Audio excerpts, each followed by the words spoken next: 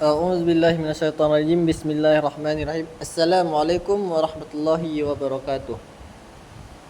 Alhamdulillah hamdan katsiran kama amar. Asyhadu an la ilaha illallah wa asyhadu anna Muhammadan abduhu wa rasuluh. La nabiyya ba'da, amma ba'du. Baik teman-teman semuanya, kali ini kita akan membahas tentang konsep pendidikan yang terdapat dalam Quran surat Al-Kahfi ayat 75 sampai ayat 82. Sebelum kita masuk pembahasan, marilah kita membaca bersama-sama Quran surat Al-Kahfi ayat 75 sampai 82. A'udzu billahi minasyaitonir rajim. Bismillahirrahmanirrahim. Qala alam aqul laka innaka lan tastati'a ma'iya sabra. Qala in sa'altuka an syai'in ba'daha fala tusajibni. Qad balaghta min ladunni uzra. فانطلقا حتى إذا أتيا أهل قرية استطعما أهلها فأبوا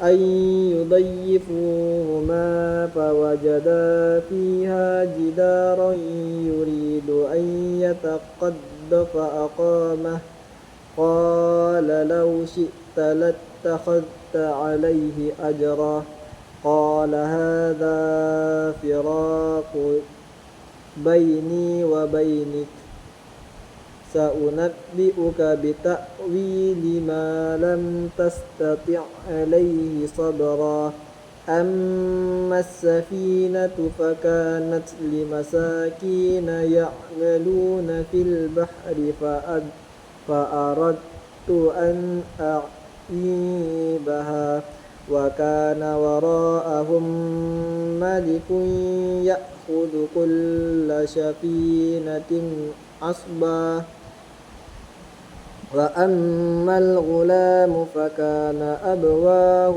مؤمنين فخشينا أن يرهقهما طغيانا وكفرا فأردنا أن يبدلهما ربهما خيرا منه زكاة وأقرب رحما وأما الجدار فكان لغلامين يتيمين في المدينة وكان تحته كنز لهما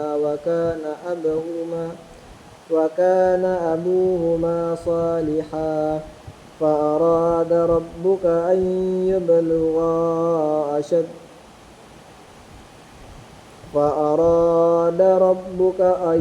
يبلغا أشدهما ويستخرجا كنزهما رحمة من ربك وما فعلته عن أمري ذلك تأويل ما لم تستطع عليه صبرا صدق الله العظيم. Baik teman-teman semua, dalam Quran surat Al-Kahfi ayat 75 sampai 82 terdapat kisah Nabi Khidir dan Nabi Musa, yang mana dalam Quran surat ayat 75 sampai ayat ke-82 terdapat kisah perjalanan Nabi Musa dan Nabi Khidir. Nabi Khidir mengingatkan Nabi Musa bahwa beliau telah mengatakan sebelumnya bahwa Musa tidak akan mampu bersabar bersamanya. Hal ini disampaikan setelah Nabi Musa kembali mempertanyakan tentang apa yang dilakukan oleh Nabi Khidir. Dalam ayat ke-76, Nabi Musa menyadari kesalahannya dan meminta agar tidak lagi ditegur jika ia bertanya. Setelah itu, Musa menerima bahwa jika ia mengulangi pertanyaannya, maka perpisahan antara mereka dapat dilakukan. Dalam ayat yang ke-77, keduanya melanjutkan perjalanan hingga tiba di suatu negeri. penduduk negeri itu enggan menjamu mereka, tetapi Nabi Khidir tetap memperbaiki dinding yang hampir roboh tanpa meminta imbalan. Nabi Musa bertanya mengapa Khidir tidak meminta upah atas pekerjaannya. Lantas dalam Quran surat Al-Kahfi ayat 78, Nabi Khidir menyatakan bahwa saat itu adalah perpisahan antara dirinya dan Nabi Musa. Selanjutnya ia menjelaskan hikmah dan perbuatan-perbuatan yang sebelumnya yang dilakukannya kepada Nabi Musa. Nabi Khidir menjelaskan dimulai dari perahu yang dilubangi oleh Nabi Khidir, yang mana perahu tersebut adalah milik orang-orang miskin yang bekerja di lautan. Ia merusaknya sedikit agar tidak dirampas oleh seorang raja zalim yang mengambil setiap perahu yang lewat.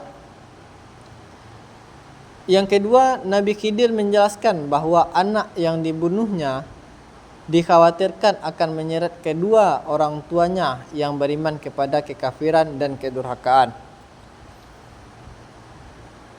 Dan Allah akan menggantikan anak tersebut dengan anak yang lebih baik, lebih suci dan lebih penyayang kepada kedua orang tuanya. Yang terakhir, Khidir menjelaskan bahwa dinding yang diperbaikinya adalah milik dua anak yatim. Di bawah dinding itu terdapat harta simpanan milik mereka, sedangkan ayah mereka adalah orang saleh. Mereka menghendaki agar ketika dewasa mereka dapat menemukan harta tersebut. Semua yang dilakukan Khidir adalah berdasarkan wahyu dan rahmat Allah, bukan atas kehendaknya sendiri. Konsep pendidikan yang dapat kita ambil dalam Quran surah Al-Kahfi ayat 75 sampai 82 ini yaitu yang pertama tentang kesabaran. Bagaimana proses memperoleh ilmu memerlukan kesabaran dan kemampuan menahan diri untuk tidak tergesa-gesa dalam menilai sesuatu. Yang kedua, sikap rendah hati dan evaluasi diri. Dalam hal ini, Nabi Musa mengakui kesalahannya dan menerima konsekuensi atas pelanggaran yang dilakukannya. Hal ini mengajarkan pentingnya introspeksi dan sikap rendah hati dalam belajar.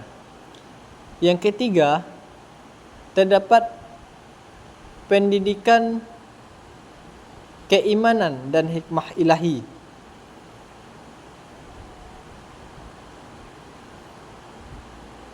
Tidak semua ketentuan yang Allah limpahkan, yang Allah berikan dapat dipahami secara langsung oleh manusia. Pendidikan ini mengajarkan sikap tawakal, percaya kepada hikmah Allah dan mendahulukan kemaslahatan. Mungkin sekian penjelasan singkat